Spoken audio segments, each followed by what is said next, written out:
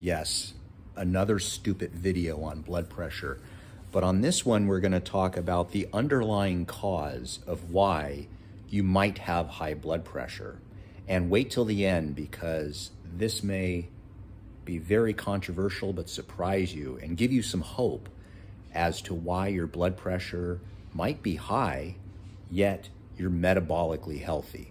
So let's just dive into it. When they talk about blood pressure, you may have heard the term idiopathic high blood pressure or primary hypertension. These mean the same thing, and what idiopathic means is that the doctors really don't know why you have high blood pressure. Now, this is different from secondary hypertension, where a person might have a kidney disease, kidney failure, or something that's causing the high blood pressure to exist. And treating the high blood pressure isn't really advised as much as treating the actual cause of the condition. But most of the time, high blood pressure is treated as an idiopathic cause. So they're just going to treat the symptom of high blood pressure. In this video, I'm going to give you some ideas of why you might be suffering with high blood pressure and some ideas of how you can control this and actually solve it naturally without drugs and without much cost. Sound like a plan? I'm going to avoid the most common causes, which are smoking and being 200 pounds overweight. These are things that are very obvious, that if you're smoking cigarettes and you have high blood pressure, you should be not watching this video, but finding some solutions to getting off the cigarettes. These are obvious, but some of these causes are not so obvious. What I want you to do is get a paper and pen handy, and I want you to write down the words metabolic syndrome. This is very important because I'm going to explain this in detail right now, and a light bulb should be going off, and you should realize that idiopathic hypertension really is a false word, because when you hear what I'm going to say, you're going to realize that they do know the cause of high blood pressure in most cases. Metabolic syndrome is a case where a person may have all of these things I'm going to mention, but you may only have one or two of them. Regardless of that, all of these things I'm going to mention under the word metabolic syndrome can cause high blood pressure. The first one is insulin resistance.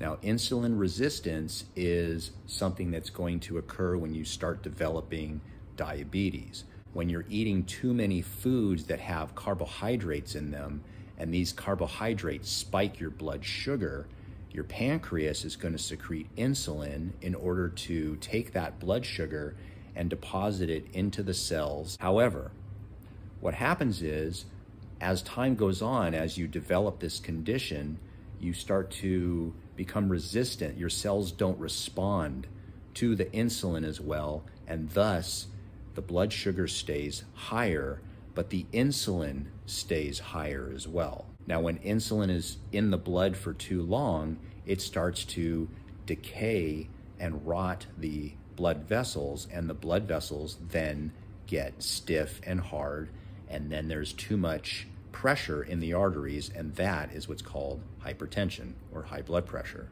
The second thing is too much sugar in the blood. Now, I just mentioned this, that when you eat too many foods that have carbohydrates in them and you raise your blood sugar too fast, too often, think of glucose as acting like little tiny razor blades that damage the inner lining of the artery, called the endothelium. And your body is normally going to want to use fat in order to correct these injuries to the arteries. This fat accumulates and starts to form a plaquing of the arteries. In addition to the plaque, now you've got a hardening of the arteries as well. More pressure in the artery, increased pressure, high blood pressure. So a person with metabolic syndrome, very often it starts out as high blood sugar, and eventually they also will start to develop high blood insulin and insulin resistance. The third thing is high cholesterol in the form of high LDLs. Now, I know there's controversy over whether we should have high LDLs or whether we should have high HDLs, and that's for another video. If you want to hear about that, I'll save that for another video. But nonetheless, people that have metabolic syndrome tend to have higher total cholesterol, and usually their LDL is higher. The fourth thing about metabolic syndrome is the shape of the person's body. Either you're shaped like an apple or shaped like a pear. Men who tend to hold their fat in their chest tend to have higher rates of heart disease than those developed as a pear. However, both of them are bad. You can almost tell someone has metabolic syndrome by just looking at them. Here's a test to see if you have metabolic syndrome. Get naked, look in the mirror, and ask yourself, would the opposite sex want to date you? If the answer is not really, it's probably because you have metabolic syndrome. The fifth part of metabolic syndrome is a person has high sodium and low potassium. Sodium and potassium kind of compete for one another. So a person, when they have high sodium, they usually have low potassium. High insulin also reduces the availability to absorb the potassium. So there's a number of things. These all work together. That's why a doctor would very often tell you to reduce the sodium. But as you can see, this is only one piece of the equation. And this is why for some people, reducing the sodium does not really work to reduce their blood pressure. When you eat foods that have high potassium, meaning vegetables, very often the increase in potassium will reduce the sodium in the body, and that's why eating so many vegetables will reduce the blood pressure. To get the RDA, you need about 7 to 10 cups of vegetables per day. I told you in the beginning that there's something I'm going to tell you that's going to probably give you some hope. But before I do that, let me tell you there's one more cause of high blood pressure, and that is white coat syndrome or anxiety. When we go into a doctor's office, very often we're nervous, we're scared. Very often you're waiting in the waiting room. The nurse asks you to come to the room, you rush into the room, and before you're even on the table, the nurse has slapped the blood pressure machine on. She's talking, you're talking. There's a lot of things that can go wrong, so there's a lot of false readings. That's called white coat syndrome. But the main thing I wanted to tell you about, and I want to first thank you for waiting to the end, because this is very important, and I appreciate those that have stayed to the end to hear this, is genetics. Now, some people have slightly higher blood pressure despite the fact that they do not have a metabolic syndrome. They're metabolically healthy. In fact, these can be extremely fit people. It's not a secondary hypertension. They don't have any underlying causes like kidney disease or anything like that. They just have a higher blood pressure than what's considered normal. The goal, at least in America, is to keep the blood pressure below 120/80 for everyone, from cradle to grave. Whether you're 10 years old, 20 years old, 40, 60, 80, the goal is to get your blood pressure below 120/80. Many people feel this is unrealistic and actually not healthy. Here's the reason why. Because blood pressure is just a metabolic or physiologic phenomenon that we happen to be measuring. You can make the same argument for height, that a certain height is considered healthy. Anybody above or below is not on the bell, in the middle of the bell curve. You can do that for weight. You can do that for anything. Now, in healthcare, as we start to try to make everyone the same, like I said, whether you're 20 or 80, you should have the same blood pressure. That seems ridiculous. That almost seems like saying whether you're 20 or 80 years old, you should weigh the same.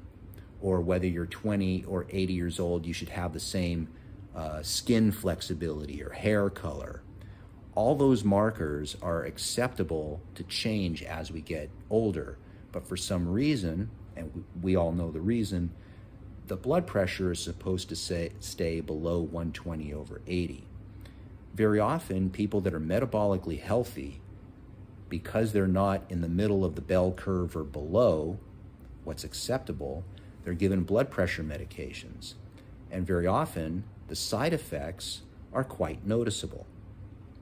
And that is a major problem because we're trying to make someone who is actually healthy to fit some number, some arbitrary number that the pharmaceutical companies have decided that is considered healthy. And when we try to medicate these people to look like that, to look good on a piece of paper essentially, or good on a blood pressure cuff, they start to have negative effects. Maybe this has happened to you. Some doctors believe we should leave those patients alone because they're healthy, because they are metabolically healthy, they don't have any other risk factors. If their blood pressure is a little bit above 120/80, or even 130 or 140/80, then they should be left alone. That's up to your government, your medical society, whatever country you're in, to make that decision, because this video goes around the entire world. So let me know what your thoughts are. Now, there's many things that you can do to remedy this. Some people will follow a vegan diet, some people a Mediterranean diet, some people will do a keto diet, carnivore diet, South Beach diet, Atkins diet, zone diet. There's a million diets out there to follow, and I'm sure you've tried some of them. There's probably one that will help you the most because of your metabolism, and you have to search that out. If you have found that a certain diet has helped your blood pressure, let everybody know in the comments down below, because you want to make these comments so that other people reading the comments, if they see 100 comments claiming this diet helped blood pressure, then that would give a good argument for why that diet might work for the majority of people. So it gives other people exposure to what works in the real world when you comment. So I do appreciate comments down below. There are a ton of things that you can do aside from changing your diet, such as exercise and deep breathing exercise. And I have a video that I'll put right here at the end on the right side of the video that has a complete guide to lowering your blood pressure. And if you have not watched that video yet, I would encourage you to do so, because it can really help you get healthy and get off blood pressure medications.